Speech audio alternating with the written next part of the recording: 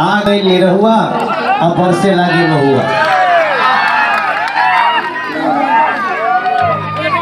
आवत अड़ी आम्रपाली अब कोई अब रंग से नहीं रही खाली। आवन नहीं डायरेक्ट है नहीं आजा एक जोड़ा